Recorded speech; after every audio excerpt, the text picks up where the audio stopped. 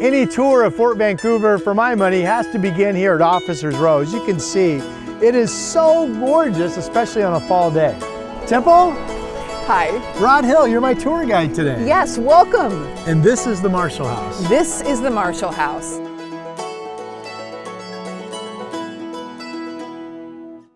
So if you don't know, you can actually sign up for a tour, right? Public tours to learn the history of Officers Row in particular. We do have tours here at the Marshall House that tell you a bit about Officers Row, but also specifically the history and architecture of this house and about Marshall, who was its most famous resident here when he served at the barracks. But some of our older viewers, nothing personal, probably recall this still being an active Army base. Oh, really? It was, and well into really into the late 90s, into the early 2000s, there was active duty here at the base.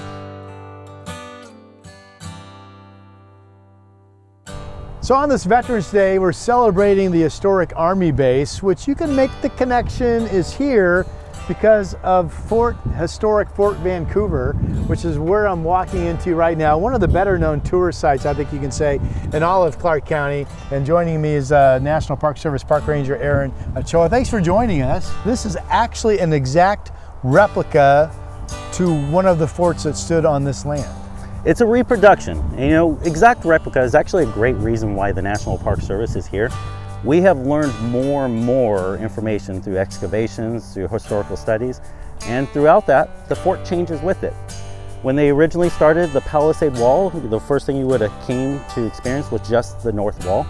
And the information that they had, they reconstructed all the pickets with a point.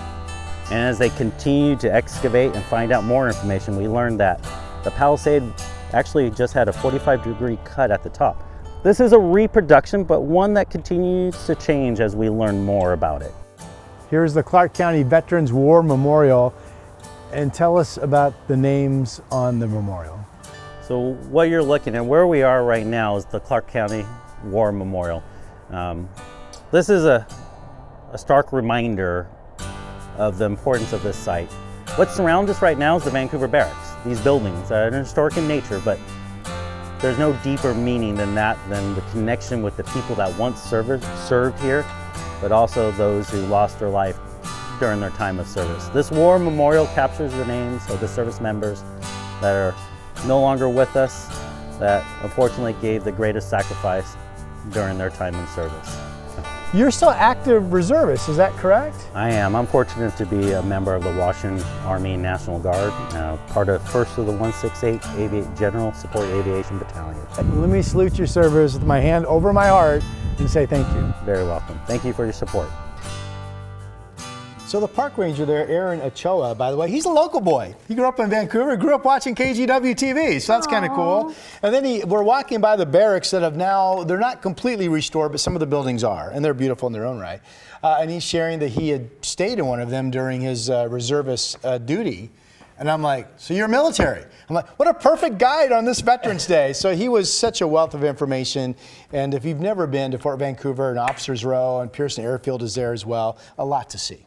And we just want to remind you that Fort Vancouver is hosting a Veterans Day parade today. It starts at 11 a.m. on Evergreen Boulevard near Officers Row. So that wraps up around the National Park and passes by Pearson Air Museum.